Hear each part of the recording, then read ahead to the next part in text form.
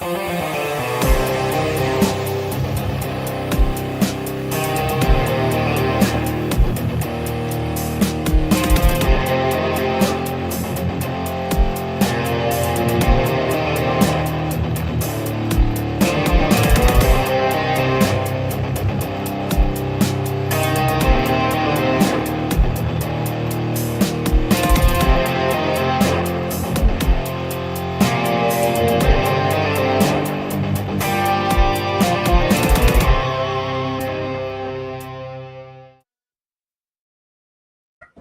and welcome to a Tuesday edition of the Osceola Seminole Sidelines. My name is Pat Burnham, and as always on Tuesday, I am joined by Osceola Recruiting writer Nick Carlisle and the man, the myth, the legend himself, Charles Fishbein. And Fish is mobile, agile, and hostile today. He is in his car. We're arguing about Daniel Pierre Louis. So it's been a good and normal Tuesday, but we are coming to you with our FSU Recruiting podcast. And of course, two pieces of news coming out of today. The first one being that FSU offensive line commit no longer. Daniel Pierre Louis changes commitment today and now has committed to the University of Florida. Second time in less than a week that Florida State has lost a 2025 commitment to the Gators. And then, of course, they did add 2025 kicker Brunno Reus to their 25 commitment list. So, Fish, I don't think we are shocked by Daniel Pierre Louis. You know, we heard last week that he was going to take an official visit to Florida. Heard yesterday from three sources familiar with that recruitment that he was indeed going to change his commitment in the next 24 to 72 hours, and it didn't take quite that long. What's your take on Daniel Pierre Louis flipping to the Gators, and more importantly, where does Florida State go from here on the offensive line? Yeah, I mean, the reality is that until they, put their coaching staff together and put an O-line coach in there, that this was going to be a possibility. Before he committed to Florida State, he was looking at other schools. Then he committed to Florida State and was still looking at other schools and taking visits. So this was always a possibility that he didn't end up in the class. It's kind of seemed like he just used FSU as a placeholder until he felt in his mind a better offer came or a better situation. So that's what happened. So now, how much do you think that the dismissal of Alex Atkins had to do with Daniel's decommitment? Well, I don't think it could help. Anytime you lose the O-line coach, that the guy that was recruiting him, Atkins was his lead recruiter. But I also think it's one of those situations where Norvell probably, didn't hold the kid down too hard to keep him in the class, because he probably thought, well, this is a kid Alex found, and maybe the new O-line coach may not be inclined to take him. And you also want the guy that comes in that's taking the job to kind of choose his own groceries as well, so he may not have fit with what the next guy wants. Yeah. Of course, the catch there is the new guy's not going to be here in time to shop for his own groceries this offseason, not out of the high school ranks anyway. Nick, I know at one time one of the possible replacements for if they lost anybody off this offensive line class was Sean Perrette from the offensive tackle, offensive guard prospect from 6'4", 280 from Atlanta Riverwood High School. We saw him in camp. At one time, there was a chance that he may come in for an official visit to Florida State. Is he still on the board as far as you know?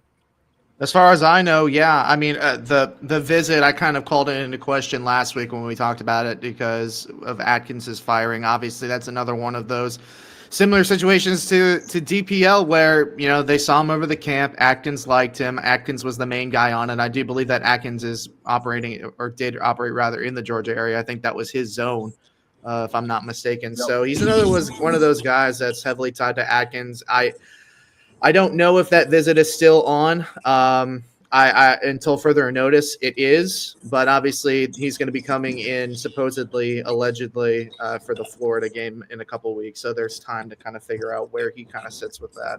Yeah, and it's really, from what we know, based on who they've brought in for visits, unofficially and official, he would be one of the very few guys, unless they were to flip somebody from that they brought in. And if you go look at that list, the headliners look locked into where they're going to go. The Sanders kid and those type of kids that they have brought in, they look like they're going to in terms of other options that are showing interest in Florida State, he's about maybe one of, I'd say, 2 or 3 people left standing that they either are still communicating with or are coming in on visits. So the barrel we're at the bottom of the barrel for sure.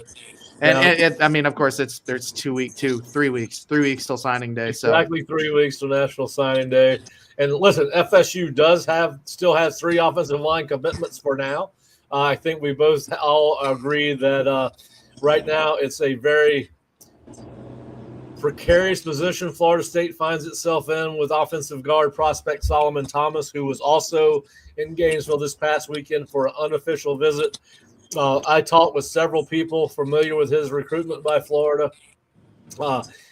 Even Florida thinks that LSU is probably the lead or was the leader to flip him going into this weekend. Obviously, that game probably might have changed his mind to some extent.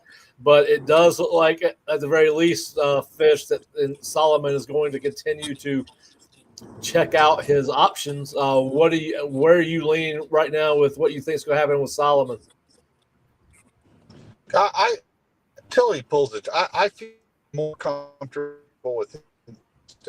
I think he understands how important he is. He is the one guy that's probably closest to panning out as far as the next level. The other guys are all pretty much projects. Solomon's a guy that has a shot to actually be a legitimate all-conference type player.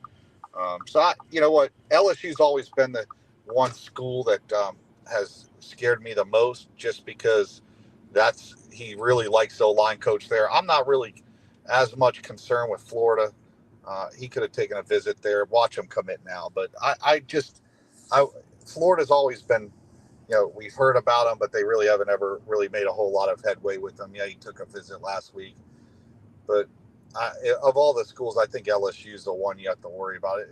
Even though they lost, you go look at what LSU's got coming in. I just think that program's going in the right direction. You know my feeling. It's only a matter of time before Napier gets fired. Whether it's this year, next year, the year after, they're going to be firing him at some point. So he's not going to be playing for them. So he's not going to get fired this year. That's for sure. After this past weekend, there's almost a greater chance that Brian Kelly gets fired before Billy Napier after last weekend. There's no doubt about that. So I don't think he's going for necessarily totally for the head coach, but there's one game between what Florida's record is and what LSU's record is, and Brian Kelly's under a tremendous amount of pressure after this past weekend. There's no question, but he's also got a top 5 class coming in with the number 1 quarterback in the country. And, that class is legit. And Florida's got a top 40, 50 class. So, the one thing I do think Florida may be making some staff additions that may help their cause with Solomon based on some of the things that I'm hearing. I think that there's a former FSU coach that might find his way to Gainesville in the next 3 or 4 weeks, and I think that may help Florida Gators insert themselves a little bit more solid footing with Solomon. But we'll see. We'll see. Norvell's going to have to do a little negative recruiting and show him all the great players he developed while he's at Florida State. So. Then he's going to have to answer the question, why was he on his staff for 5 years? It's better to avoid that subject matter altogether. Yeah, we could just get him on the phone with Julian Armella, see how that worked out. Yeah. Well, listen, I'm hoping we get to see Julian play a little bit. Now, listen, we obviously know that Solomon's not done yet. But Nick, you were telling me before we started, you've got some concerns on another Florida State commit. Why don't you tell us what we need to know in regards to defensive tackle prospect Kevin Wynn? Yeah, I would not be surprised if Kevin flips his commitment at some point this week.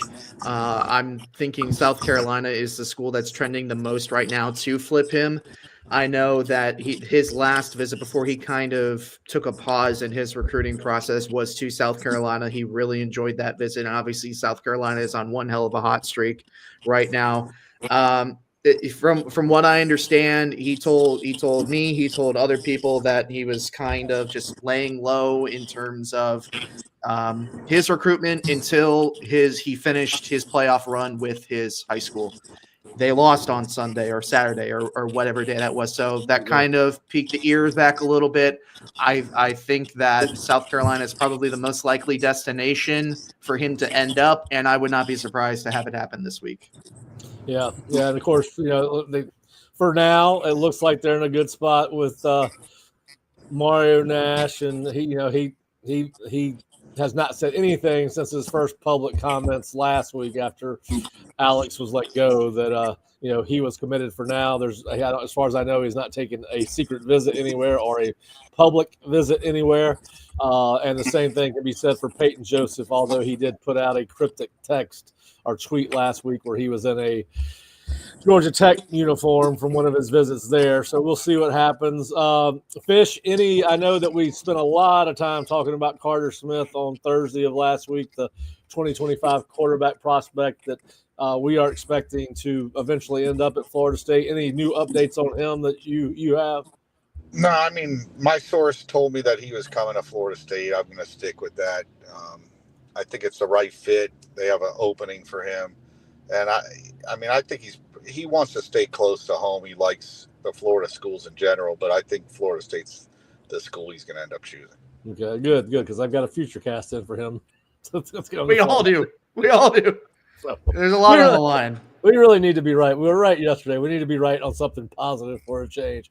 And then one of the last recruiting personnel updates is obviously Florida State did flip South Florida kicker punter Brunno Reus. And he is the number 3 rated place kicker, number 2 rated punter by Cole's Kicking. And Cole's Kicking does a really good job of evaluating those kids. So Florida State did pick up another commitment today. I don't even know if the kid's been on an official visit to Florida State, but he hasn't been on an official visit. He hasn't been on an official visit, but I think he has taken visits this season. So we'll probably see him one of the next 2 weeks on an official visit to Florida State. Yep. So listen, and what Florida State does well is kick field goals. So there we go. We've got a replacement for Ryan Fitzgerald, and of course you got Jake Weinberg here as well. And then you've got redshirt punter Mac Chimento as the guy that would be the heir apparent from what we've seen to Mastromanno. So we'll see what happens there. All right, so Fish, they're at 12 now, 12 scholarships committed for 2025. I think we are all sitting here thinking that there's a good chance they could lose at least 2 or 3 more. We've talked about Wynn. We've talked about Solomon Thomas, and there could be a surprise in there somewhere. We know Greg Thomas is being heavily pursued by Notre Dame. We know Mario Nash is being pursued by both Mississippi State, who he was once committed to, Ole Miss, and potentially LSU. If they do end up with, let's just say 10, let's land on the number 10, how many prospects do you think Florida State's going to have to try to bring in through the portal? 30 to 40 kids. Wow. Yeah. So half a roster and then some. Yeah, I mean, you guys have done the numbers. I did the numbers earlier this year. They have 7. If nobody left, that means Joshua Farmer came back, freaking Daryl Jackson. They're at like 75 with the kids that are committed to them. That means all the high school kids committed to them right now. They're at 75. we know as well as anybody that that's not going to happen. They're not going to keep everyone. Some guys are going to think they're going to go to the pros. Some guys are going to hit the portal. How are you going to fill out those spots? It's not going to happen through the high school ranks. So it's going to happen through the portal. They're going to have to bring in a lot of portal kids. Just to, you got to have 85. I mean, they could easily be down to like 60 kids in 2 more weeks. Yeah, I agree. How do you got, if they get down to 60, you got to find 25 just to get to the 85 limit. Yeah, it's just weird to hear somebody say it out loud. I've thought it in my head, but every time I say 30 or 40 portal kids, I'm like, nah, there's no way. I've broken down their roster. I'm sure you guys have too. I have. They are in a spot where realistically they're going to bring, low end will be 25, and that's if a lot of kids stay. Yeah. Let me ask you this, and I'll ask both of you all right, so obviously anybody that's going to take a job with Florida State is going to want to know about the roster. Do you think that could impact Mike Norvell's chances of getting who he wants negatively or positively, because you're going to have to dip into the portal so hard this year? I think that when you're offering what they're offering and you get 3 years guaranteed and you can basically make a nice little living for those 3 years, and you know how this business is, nothing's guaranteed after 2 or 3 years anyway. I've done a study of all the coaches I've known over the years, and the average coach stays at a school for 2.5 years. Yeah. It's just, I mean, I've known Eddie Grant for a long time. From the time I've known him, he's probably been at 10 school, 5, at least 7 or 8 schools. And you look at a lot of these other coaches, it's just part of the business. You either move on, you move up, or you get fired. The fact that Norvell had this staff together for 4 or 5 years, whatever it was, that's not common in college football. There's constant movement. And you look at who they're looking at. You look at a Craddock, the guy at Tulane, or the guy at Brennan Marion, who's at UNLV. These guys are making moves up. They're not moving lateral. They're not, even though they're coordinator jobs, they're moving up, and the salary. Marion's making $450 to $500 grand. He's going to be making well over $1 million. It's just part of the business. We can agree with it or disagree, or it's way too much to pay coaches, but that's what these guys are getting paid now, and it's ridiculous. But this is what we're dealing with. Alex Atkins was at Charlotte, probably making $175 grand, and 4 years later he's making over $1 million. It's just insane. And trust me, there's plenty of people. I've gotten tons of calls, and there's one guy that I even spoke to that he, is at another school that's doing well, that asked me to reach out to Norvell personally. He's like, I want that job. Like, there's guys that want these jobs. They know what, listen, I think a lot of people respect Norvell as a coach. I don't think they're as emotional about it. I think they understand that things can change year to year. And coaches have egos. They believe, just like the players, they're just like the players. Hey, how many times have you heard a coach go, I've had coaches go, oh man, the talent level at that school stinks. And then the moment one of those kids pan out, hey, Fish, you see how I've developed that kid? Well, wait a second. 6 months ago, you told me the kid couldn't play. They love taking credit for when a shitty, excuse my French, a crappy player says a kid's no good. And then all of a sudden they turn them into an all-conference player and they want to take credit for it. So you know how coaches are, man. Egos, man. So there's a lot of guys that are going to. I don't think it's going to be. Listen, you go look at Colorado. I mean, they had 40, 50. These schools now, they're schools that bring in a ton of freaking portal kids. So. Yeah, I do want to ask you this question, and I'll ask you too, Nick. All right, so there's a report out there that Pat Surtain has interviewed for the Southern Miss job. There's no indication right now they'd leave for that job, but there's a report that he's one of their most famous alumni to come out of that program, very successful player. He's, for lack of a better comparison, he is their version of Deion Sanders, right? Longtime, very successful pro player. How do you see that impacting what Florida State has, if that were to happen, and it were to happen before National Signing Day? How do you feel that would impact not only who FSU is trying to commit, the Greg Thomases of the world, but also its existing roster? I think the one position on their team they're stacked, or they got enough kids that they could really do something's DB. I think FSU's, like, you look at Redmond, FSU was his best offer. Gregory, FSU was close to his best offer. So it's not like these kids were getting recruited by the SEC teams and the top teams. I like where they sit.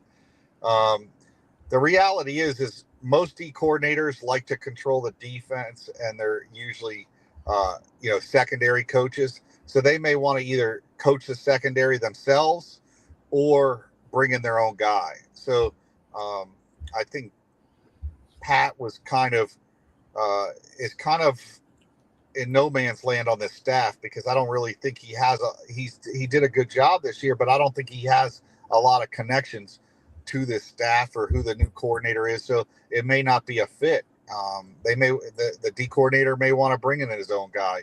Maybe Pat doesn't run the same type of stuff back end that another DB coach that he's going to want. So it'll be interesting to see what happens. Nick, what do you think? Yeah, I really don't have much to add. I agree with Fish. I don't know how much it would matter, especially because, and I've said this before, as much as there is a connection with Zay and Sertan, I think also with Zay being a member of the Seminole tribe, that has deeper meaning for him to stay at Florida State rather than, his coaches here.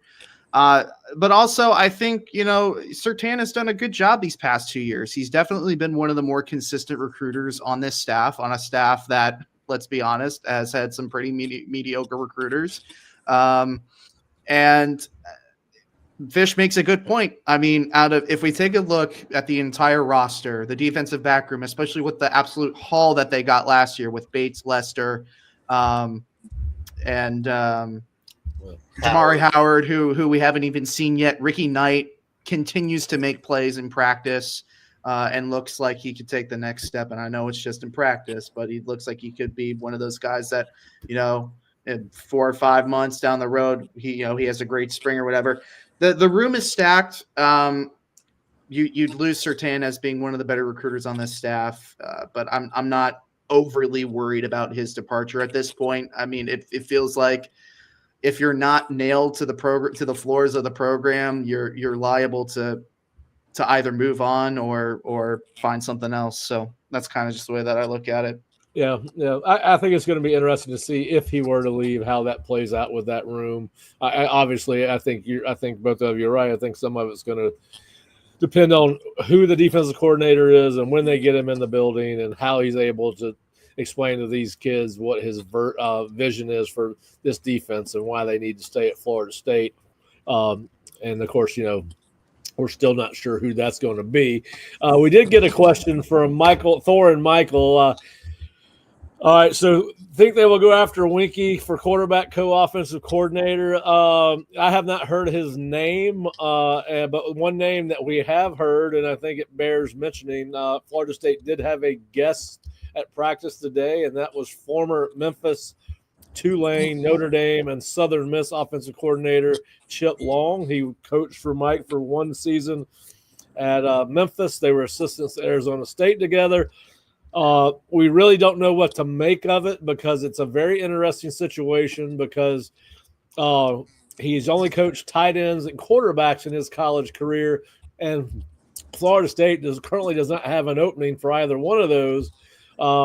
Could he be coming in as an analyst? Could he just be coming in to offer Mike some thoughts on what they're doing on offense? But in a very interesting situation where you've got a quarterback coach and a tight end coach that are currently coaching your team, and you have a former assistant that coached those positions with and for you at practice. Fish, what do you make of that? What is your take on that? Is it something? Is it nothing? Yeah, I don't think that Thompson and Tony have not. I believe both of them have been spoken to, and pretty much know their future at the program at this point. I don't think Mike has not told them what's going to happen. I believe that Thompson will move off the field, and from what I've heard, that Chip will be one of the coaches that they bring in. I don't think he's going to get the offensive coordinator job, or I think it's more for the tight end position. So it makes sense. That staff was let go at Southern Miss. I don't know if he's still coaching over there, but the head coach. Well, I don't think he is because he was at practice today. Yeah. So they got rid of the whole cupboard. So I mean, it'd be a smooth transition now, since he's probably already on campus and he's probably learning what Mike's probably telling him, hey, give me advice on what you think of the tight end room or whatever position he'll be coaching. And I have a feeling that one should be wrapped up pretty soon once the season ends up. So yeah. Now listen, this is the coaching thing is a very fluid situation, right? The ability to get one guy may affect somebody else. It'll have ripple effects. But as of last week, as it pertained to the offense, I heard that Tony Tokarch, David Johnson, and Chris Thompson were likely to stay on staff, and particularly that Tony and David would remain on the field. So if that's the case, you hire Chip, and you're going to hire an offensive line coach. So is it possible that Chip is a tight ends coach and offensive? Listen, I think Nick and I were talking about this today at practice, or maybe it was Kurt. Maybe it was all. No, it was you and me, but you might have talked to Kurt too. Yeah. We had a conversation. That's the gist of it. And the conversation was it certainly does not. There's nothing leading you to believe that Mike's going to give up play calling, because, I mean, I don't think he is. I said this before we started talking about it, but yeah. So that's interesting. So if you're watching this show because of the coaching situation, the lack of assistant coaches, and where they may go, having a former Novell assistant on the field today, observing practice with jobs open, certainly is an interesting development. And I think there's some legs to that. Listen, he could have been coming in as just, hey, Chip, I trust your eyes. Tell me what you see. Tell me what he could have been coming in to evaluate players. Could have coaches who that knows. But anyway, that was an interesting development in practice. I'm not sure I spent my whole life around college football. I don't think I've ever seen a potential replacement come in and watch practice while the guys that he might replace are coaching. So, and that might not be what it was, but it was. It stood out to everybody. Am I right, Nick? We were like. Yeah, no. So we were up on the balcony of Dick Hauser because obviously, for those of you who don't know, they kick us off the field. Well, not totally off the field, but they make us choose whether to stay in the IPF or go up to the balcony to watch some of the portions of practice that are outside. And we're looking at this guy standing 25 yards behind the defense, and originally I'm like, is that a scout? Because there's a bunch of scouts that are always visiting during these practices. Yep. And the longer that he stood back there, we're like, there's no way that's a scout. So we got out the binoculars and we're like, holy word, I can't say on the air. That's Chip Long, or we think that's Chip Long. So it was certainly a surprise. And it definitely sparks an interesting conversation, because on the one hand, it makes total sense. Why wouldn't Norvell want advice from somebody that he has had on staff before, is currently out of a job, has got nothing better to do? Why wouldn't he ask for him to have advice and bring him in either for advice or just as an analyst? But on the other hand, it's like, we knew that Chip Long, we had him on our hot board. It was a possibility that he could be pursued as the offensive coordinator. It just wouldn't be the flashiest or most popular hire. Which leads to the conversation that you and I had, which is like, well, what's Mike want to do with the play calling? Yep. Is this offensive coordinator position going to be in title only, or is Chip Long going to have control of this offense if he were to become the offensive coordinator and the tight ends or quarterback coach? So it was a certain. Norvell cannot go hire Chip Long and name him the OC after he just got fired at Southern Miss, coming off of a 1-9 season. I'll be very surprised if this guy is named OC and it could be not. I don't think OC is going to be in his title. I'd be shocked, honestly. It would show that basically this thing is in worse shape than we think, if that's the No, case. and I absolutely agree with you. I that's part of the conversation that Pat and I had. It's like we were saying there's no way, right? There's no way that that it's that correlated. So it's either purely advice for old friends, or there's an analyst position, or a lower position. I don't think there's coach. a number of. I don't think there's a set number. Is there a set number still of on-field position coaches, or can you have as many as you want? There's a set number of people that can be deemed as, well, I don't know. I know the analysts can. I guess you could have as many tight end coaches as you want, or I guess you could give them any title you want, because the analysts can coach now. So I guess they could call those guys assistant tight end coach, assistant offensive line coach, assistant quarterback coach. Yeah, because it's that you can't. Anybody can coach. We see Ernie Sims, who's a volunteer coach, coaching every day. We've seen Gabe Farida coaching every day this year, offensive line. So yeah, I guess you just change the title. They call them analysts now, but they may start calling them assistant offensive line coaches. This, that, and the other. I will say this. I prefer Chip Long coming in as a tight end coach as opposed to another name I've heard, which would be him elevating the analyst to that role, which would be even a worse move in my opinion than bringing in a proven coach. But I have heard that might be a possibility. Fish, you still with us? I can't hear you, buddy. We've lost. I was going to ask him a question about the defense. Well, while he figures that out, I've got some breaking news, Pat. All right, what is the breaking news? So Max Redman is going to be taking an official visit to Mississippi State this weekend. All right, that was the guy we just said. Yep. Well, there was some rumors floating around a week or two ago that he might take one final official visit somewhere, but I didn't put too much stock in it. But clearly we should have. Mississippi State. I wasn't even aware that he had an offer for Mississippi State. Maybe that's a new offer. Well, let's see here. Because I remember looking at it when I heard this whisper in the wind, so to speak, a couple weeks ago, and I didn't see that he had an offer. So maybe the folks that let's see, he does have an offer January 18th, 2024. I just scrolled through his Twitter, so. The database let me down on that one a little bit. So he has an offer. He's had an offer that he's going to take an official visit to Mississippi State. That's an interesting one. Yeah, there's another kid that Florida State had in an official visit 2 weeks ago, Javon Boggs, who everybody was thinking was going to come down between Florida State and where he's committed, UCF. And then yesterday, he was offered, I guess, by Michigan, and he is now scheduled an official visit to Michigan. So that has gotten complicated, Florida State's pursuit of him a little bit. We'll see if it makes a difference or not. I think I'd still rather catch passes in Tallahassee than Ann Arbor, but his quarterback is committed to Michigan. Yes. So that's an interesting wrinkle to it. Yeah, I mean, coming out of that visit, I didn't feel overwhelmingly positive about Boggs, just given the circumstances. But Michigan getting in on him. Getting him to take an official visit. He's got people that he knows there. That definitely throws a wrench in things. But then again, so did firing the offensive coordinator. So, yeah. Well, it's definitely going to be an interesting 3-week run to early National Signing Day for Florida State. You got to hope that they can hold on to as many of these kids as they can. Fish, you got us? Yeah, what coach did you say that you thought they may bring in?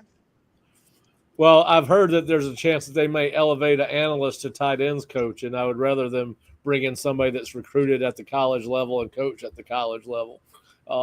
So I'd rather have Chip Long come in that's got experience, particularly at the FBS level, recruiting and coaching, than I would elevate a analyst who has never coached before outside of I don't know whether he's an analyst or a GA, to be honest with you. I just know he's on staff, and I've heard that might be it. Yeah, like I was saying with Chip, I don't, if they were 9-2, it'd be a different story. I just don't think you can sell, hey, we just fired a guy and we're going to bring some guy off the field, off that 2-9 team that's never coached before at Florida State. Hey, let's give this guy that's never coached here or at this level a shot. There's no time for developing of coaches too. He doesn't have that ability. I believe they've told him, listen, we'll give you the money to go out and get coaches, but these guys better work. I'm not saying it's in that wording, but he doesn't have the ability to go out and just hire just anybody. I think he has to go out and he has to make sure these guys are the right guys. All right. Well, I got another question for both of you, and then we'll kind of wrap it up. I'm not going to sit here and say that Mike Norvell is a stranger to the defensive field, but he is typically with the offense. And I did notice at practice today that when the team early in a team period for the defense, he was inside over watching the defense, not overly active. I mean, he was providing encouragement and correcting some, but he was inside the building, watching what was going on with the defense, standing behind the defense. We put Randy Shannon as a potential candidate for the DC on our hot board fish. How do you think that he is a legitimate candidate? Could that be why Mike is in there watching, or you just think he's watching to see how the kids are responding? I think it's just responding. Like I said, I don't believe any of the coaches on this staff outside of maybe 2 or 3 are safe. I just this isn't, if you had a coach and you were coming off an 8-4 season and the team came out in the final 2 games and they dominated defensively, but as well as I do, listen, I've known Randy a long time. I actually think he's a pretty good on the field coach. I think he takes a lot of unnecessary crap from people, but I actually think he's a good coach. I don't believe anybody, you can just replace what you just had with the coach that's on the staff, and people are going to go for it. I mean, listen, every one of those kids were getting recruited by these guys, and there was something happened that was disconnected. And it's, like I said, I think Randy will even tell you it's probably best he moves on and let somebody else take on this problem. They've got to fix this, and they got to fix it next year. There's no, hey, we're bringing guys in and they got 2 years to fix. Like, they got to get this thing turned around next year.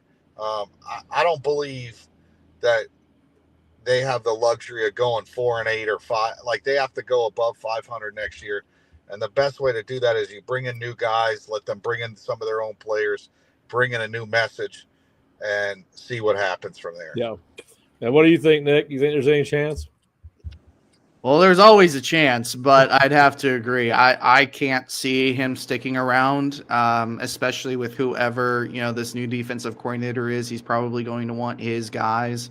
I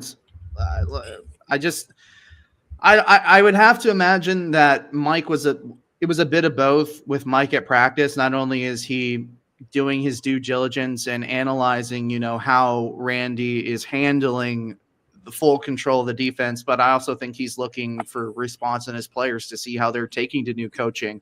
Are they responding differently to Randy than they might have been to Adam? Are they responding worse to how they were, or have they checked out rather now that Adam is no longer there? Those small things that maybe he wasn't necessarily doing prior, because you're right, he does spend most of his time with scout team offense, the one-on-ones outside, in the team practice period and all that. So for me personally, I think you have to clean house a little bit. Randy very well, may be a good coach and all of that, but I just think that it's probably best that he moves on. And I would be surprised if he ends up staying on the staff, to be honest with you. Yeah. Listen, I think I tend to agree, although, like you said, there is a chance for a variety of reasons. Can Mike get the guy he wants without giving up total control of all decision making on that side of the ball? That remains to be seen. Head coaches tend to like having total authority. I don't know one that doesn't. Well, and the thing is that, Randy does have a hand in some of the talent acquisition on that defense, because he is technically also the co-defense coordinator that was alongside Adam Fuller. And there was, especially with some of the defensive backs, he kind of had his touch on things. So I mean, obviously, what happened or what was going on this year wasn't working so well. But say that Mike doesn't get his guy, and you need some familiarity there. I mean, he does have his hand in the post. How do you sell to a fan base? And you guys have seen there aren't a lot of happy people. How do you sell Chip Long and Randy Shannon as your new coordinators, coming off a 1-9? Listen, Mike thought the questions got tough. Now, go in front of the media and make the. I just, it's not. I respect Randy. I've been close with Randy for a while now. I think he'll tell you it's probably best for him to move. Like, I just don't see it. Like, this is, well, this team is 1-9. These aren't, like, he can't.